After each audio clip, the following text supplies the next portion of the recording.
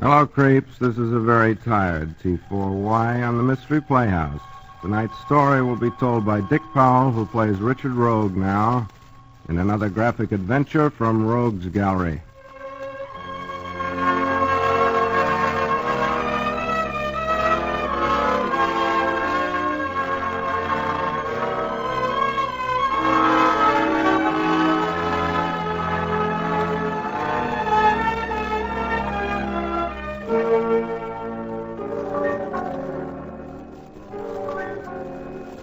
When I got on this rattler for my trip to Central City, I was not exactly a joy boy. I hate riding on trains. But a couple of hours later, I'm a happy chappy.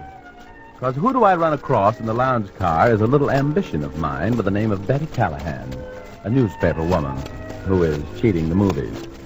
She's a pocket-sized brunette with cornflower blue eyes and a complexion which wouldn't come off on the shoulder of my blue gabardine suit. I rescued her from the wolves in Uncle Sam's clothing, who were making life too interesting for her in the club car, and we retired to my compartment to talk about old times.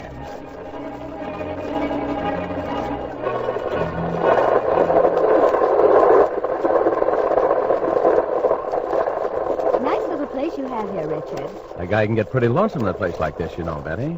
Get that gleam out of your eye, Richard. I'm perfectly comfortable right where I am. Oh, all right. I just thought maybe you'd like to sit here with me and look out of the window. You're so thoughtful. You haven't even told me where you're going. Did things finally get too hot for you at home? Please. I'm going to Central City, baby, for the same reason you are. The Charlie Miller trial. Don't tell me you've learned to write. Very funny. I'm an expert witness, and I've got a briefcase full of research here. That's going to make the DA very happy. Come a little closer. Oh, all right. What do you think? Is Charlie going to get the works? Oh, let's not talk about Charlie. Let's talk about me. Don't you ever get tired of that subject? No, it fascinates me. Come on, what are you sitting clear over there for? You like it here. Why? Did your mother ever tell you anything? About fellows like you? Plenty. Why don't you drop that front page character, Angel? We've known each other for a long time. Stop pulling. Well, I was just trying to... Well, stop trying. How can you be so mean to me? Ever since the first time I saw you, Betty, I've been stuck on you. No kidding. Oh, Richard. Did anybody ever believe that line? Once in a while. You know something's going to happen to you in just a minute, baby. Will I like it? Let's find out. Quiet. Oh, brother. What's the idea, lady? This is a private compartment. Please, I'm sorry to intrude. Who is this girl, Richard? I never saw her before. Who are you? I had to come in here. My life is in danger. Well, offhand, lady, I don't think you improved your situation any breaking in here when you did. Oh, why does everything have to happen to me? Why don't you buy a ticket, Latin type, and then you wouldn't have to play hide and seek with the conductor? I had to come in here. I'm hiding. There's a man on this train who has designs on my life. Yes, what Bernhardt could have done with that line. You don't believe me? That's right. Now scram. Oh, don't answer it. Please. It's him. The guy with the design? I want to take a gander. Oh, no. I'll answer it myself. I want to talk to you a minute, Diane. It's impossible quick. There's nothing more to say. I think maybe you'd better. I know where you're going, Diane, and I know what you've got. Now, do you want to come out here? All right. I'll be with you in a minute. I'll be waiting. Want me to take care of that punk for you? You stay out of this, Richard. Please. Will you keep this briefcase for me? Don't let anyone touch it. Please. Well, next time, why don't you get a drawing room with a revolving door, Richard? Oh, shut up. You know, I'm kind of worried about that girl. I'm going to feel pretty silly if she comes up dead.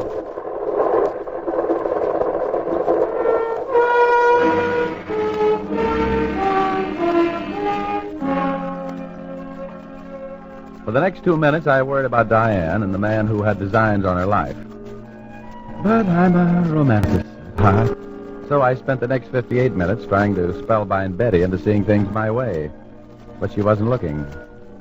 At the end of an hour, my chances were still about on the ratio of Little Rock Junior High against Notre Dame. So I gave up.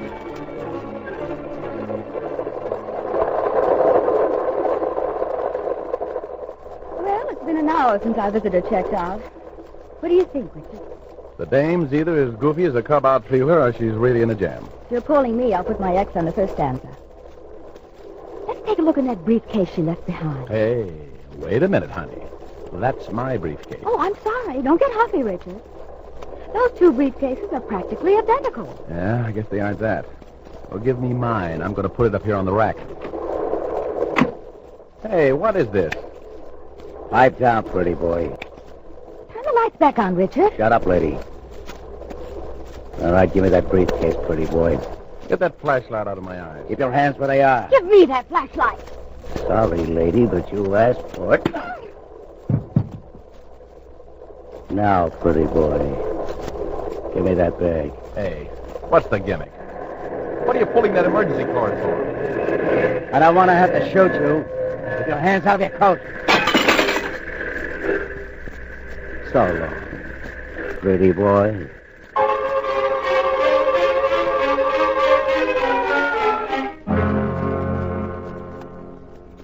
As he pulled the cord, I could see the gleam of a gun in this character's fist, and I didn't want any samples of his marksmanship.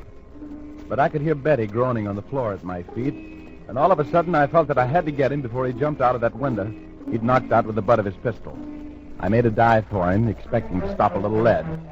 When I got where he'd been, he wasn't there. He was behind me. I knew that when I heard the flashlight whizzing through the air. It connected expertly right behind my ear. And there I went again into the land of Nod, which is practically my home away from home. Everything was very quiet for a while, and I slept peacefully.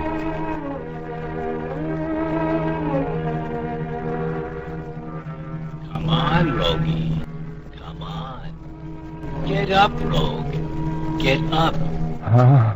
Snap out of it. Betty's been hurt. Betty? The man got away. You've got to get up. Oh, I can't. Oh, my head. Get up. Get up. Wake up. Get up. What's that noise? It's at the door. Someone wants in. Oh, they'll go away. Snap out of it, Rogie. Let him in. Betty's been hurt. What happened? I can't remember. Remember the man? Remember the girl? He came bagging. Yeah. Oh, cut it out. Stop that pounding. Ooh, my head. You're in a jam, Rogie. Betty's been hurt. Wake up. Get up. I can't. What's that pounding? Pounding. Cut it out. Stop it, do you hear? Stop it.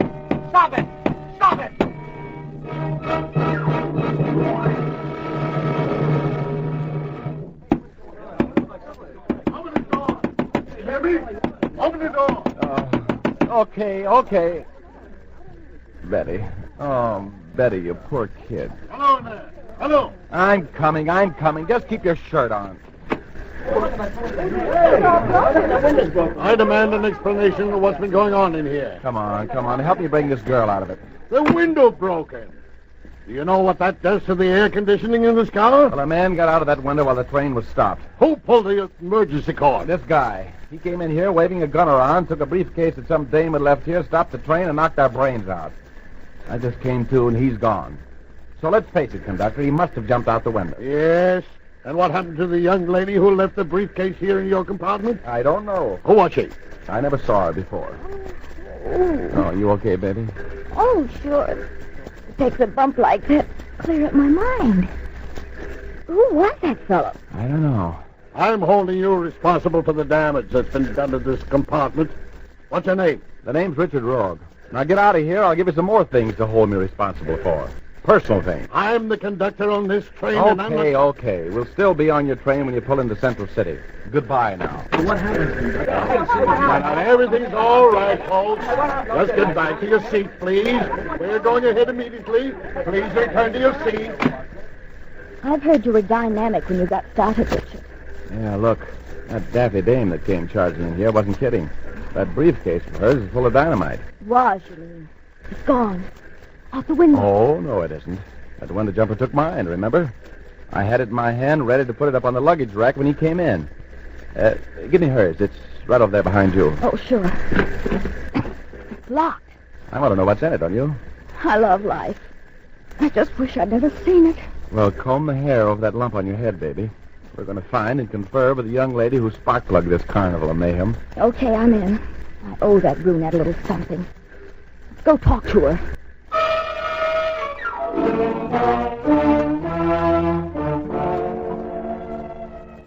My head had that familiar old feeling of having been washed in a washing machine, and I was feeling anything but cute as we wandered down the aisle, asking porters if they'd seen a big brunette wearing a blue pinstripe suit and a hat with cherries on it. That was Diane, you know. Finally, in car 73, the porter recognized the description and told us that the lady was in drawing room A. Naturally, the conductor came along about this time. His glares bounced off that haze of pain that surrounded me like ricocheting bullets. He went with us, under protest, to drawing room A.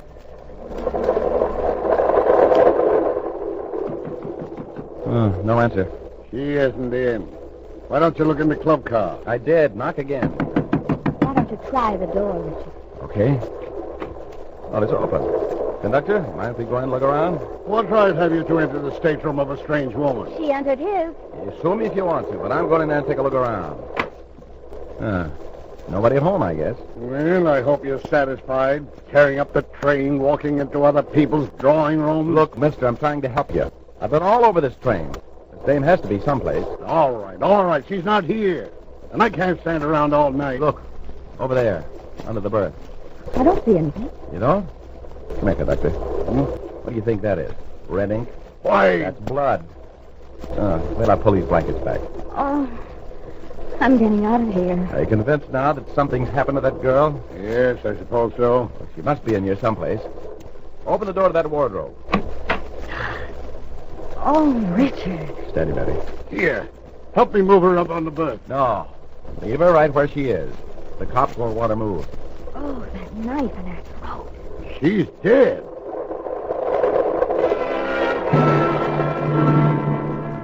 Yes, she was dead. And all we knew about her was that her name was Diane, and that I had the briefcase which must contain the reason for her murder. A pleasant thought. I took one more look at the dead girl, shuddered, and pulled Betty out of that room. I wondered what was going to happen next, and who was going to be the main attraction.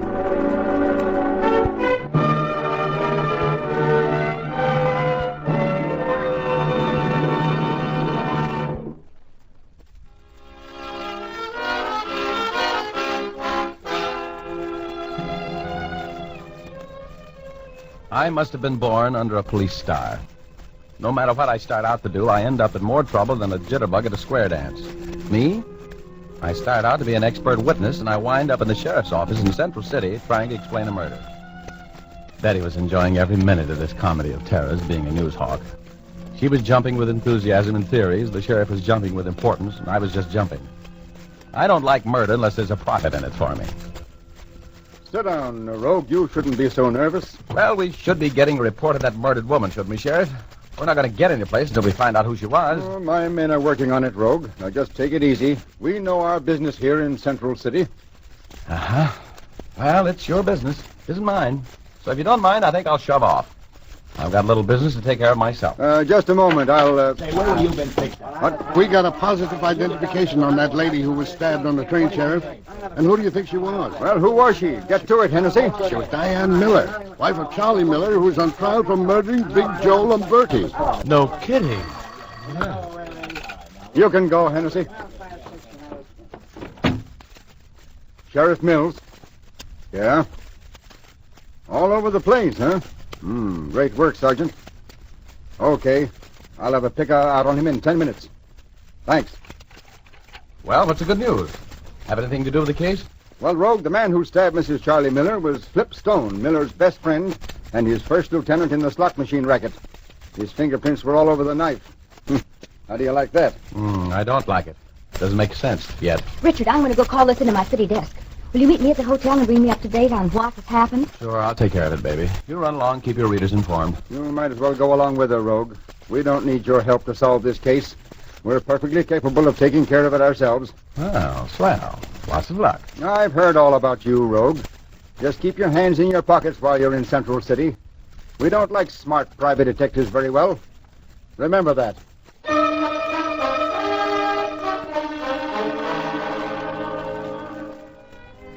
I was all set to try and help the guy until he said that. I don't approve of people going around sticking knives through other people, and I'm willing to throw in my nickel's worth to see that they're discouraged. Then this politician with muscles running up to the part in his hair gets tough with me. Oh, well, he probably had run across some wrong guys in his time. Anyway, Betty and I lammed back to the Hotel Splendide. We went up to my room because we wanted to talk. She'd called in her story to her paper, and I sat in the window and talked the deal over with myself. She finished her phone call. I really walked into a scoop this time. The city editor's having hallucinations. He even promised me a raise. Throw the bolt in that door, will you? Why? Oh, don't be so conceited. I want to take a look in this briefcase all the excitement is about. Of course, you know you can get put away in the pokey for a long time for withholding evidence. You're the worrying type, aren't you? Why do you suppose Flipstone rubbed out his boss's better half? Maybe she asked idiotic questions while he was trying to open a briefcase. You know it's locked. Yeah, I'm afraid I'm going to have to ruin the lock with my knife. Too bad. That's breaking and entering or something, isn't it? Illegal entry. Oh, that'll add 20 years to your sentence. I'll still be a young man when I get out. Oh, come on. Come on, I'm not going to be browbeaten by a lock. Hey, $100 bills. Millions of them.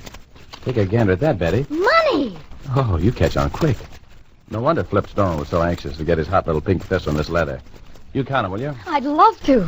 There's some letters in here I want to be impolite about. 2, 3, 4, 5, 6, 7, 8, 9, 10, 1. Richard, there must be $50,000 here. Baby, this is the works. These letters explain a lot of things. I'm counting. Wait a minute. 81, 82, 83, 84. Don't bother me. I never saw this much money before. No? Well, I know now why Flipstone put the kiss of death on the lovely Diane. He had to keep these letters and that money from being delivered. He didn't want Charlie Miller to beat that rap. 4, 5, 6, 7. I'm through 6,000s already, and I haven't even made a hole in the pile. Oh, the guy who wrote these letters was a character. 7, Give me the sheriff's office, please. Thank you. 8,000. 5, 6, 7, 8, 9, 9,000. Oh, I wonder what a nice yacht would cost me. Chicken, if that door was yours, you'd be Mrs. Richard Rogue tonight. Oh, would I? 6, 7, 8, 9. Hello, 10,000. sheriff's office. Let me talk to Sheriff Mills. Richard Rogue calling. My Thanks. gracious. 7, 8, 9, 11,000. 1, 2, 3, 4, 5. Hello, Sheriff. This is Richard Rogue. 12,000. Yeah. Come down to 7:30 at the Hotel Splendid right away, will you? Well, don't ask so many questions. I'm going to make you a big man. I want you to help me plan a surprise party. Right. Now, hurry. Hey, that's a lot of letters you got there, Betty, darling. Flipstone really grabbed a handful of disappointment when he bailed out with that nice satchel by mistake. There wasn't nearly that much money in mine. Who could that be? I don't know. Look, I'll get over behind the door. You open it, and we'll look our company over before we put this artillery away. All right. I don't like guns. Well, they come in handy sometimes. Okay. Put 'em up, lady. I'm coming in. You can't come in here. Shut up. Just keep backing up. I want that dough. You switched bags on me. I didn't do it. Where's Rogue? I've checked every hotel register in town looking for him. Where is he? I want to slap him around a little bit for... Oh, Richard, why did you wait so long?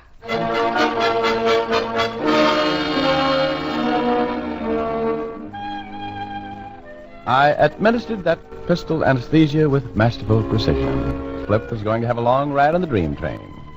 Betty and I took a sheet off the bed, tore it into strips, and tied Flip up like traffic at Hollywood and Vine. Then we looked around for some place to hide him. We finally picked out a spot that any old maid would have thought of immediately. We slipped him under one of the twin beds. Then we finished counting the money. $25,000. Oh, it looked beautiful there. But I had things to do.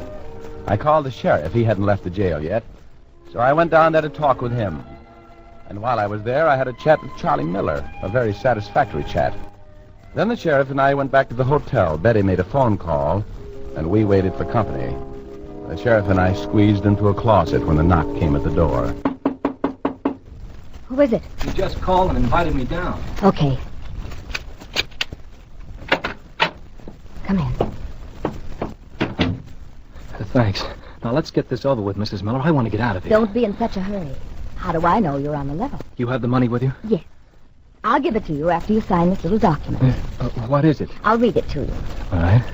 I, Louis Tobin, a member of the jury in the trial of Charles Miller for the murder of Big Joe Lamberti, do hereby acknowledge the receipt of $25,000 from the hand of Mrs. Charles Miller, for which I agree to hold out against the conviction of Charles Miller, and to find him not guilty. I also agree to use my best influence to make the other jurors agree to a not guilty verdict.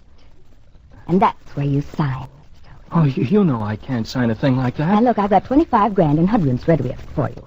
You get it when you sign your name. Right there. No, I If you keep can't. your word and my husband gets a hung jury or an acquittal, this receipt will be torn up. If you don't, I'll give it to the newspapers. Sign it. Okay. Okay, I'll sign it. Here's a pen, Mr. Tobin. Okay. There, I'll just hang on to this until you give me the money. Here you are. 250 $100 bills. There we are. You want to count it? No, I just want to get out of here, that's all. Hey, Don't move, Tobin. The sheriff and I both have you covered. you double-crossed me. I was just trying to put... Tobin. I'll shake him down, Sheriff. He's got $25,000 on him that you marked yourself. You haven't got a thing on me. I was just Take your trying... hands out here. Well, I... Miss Callahan, could I have that confession? Oh, sure, if you'll let me have it back for a photostat later. Okay, it'll be yours, exclusive. And now I'm going to take this man down and lock him up where he belongs. Yeah, that's a good idea. Very practical. Oh, here, Sheriff, you better take this money with you. I just spend everything I get my hands on. Oh, yes, of course. Thank you, Rogue. You better count it. Later. No, Sheriff, you better count it now. I can't take the time now, Rogue. If there's any money missing, I'll be back. And there had better not be any money missing.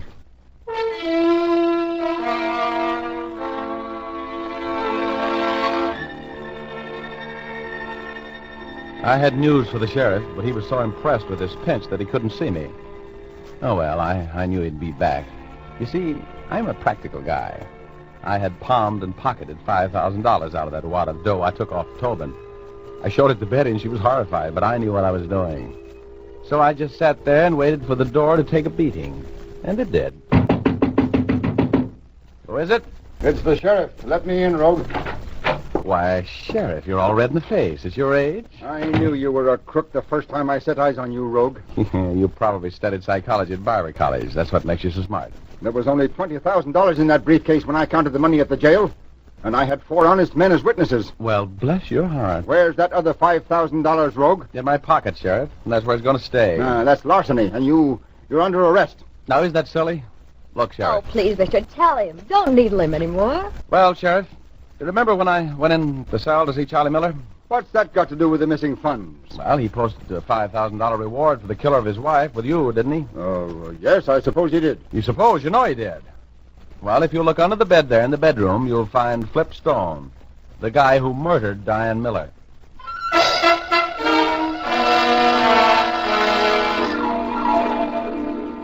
It was very simple. I just collected my reward in advance, that's all. My friend the sheriff was a little upset for a while, but he calmed down when Betty brought in a photographer to take his picture for the papers. Isn't it funny what some people will do to get their pictures in the papers? I had to practically wrestle him to keep him out profiling me, the big ham. Well, I split the reward with Betty, of course. Well, I didn't just exactly split it with her. I gave her $2,000. But she didn't want to take anything. Isn't that just like a woman, though? Or is it?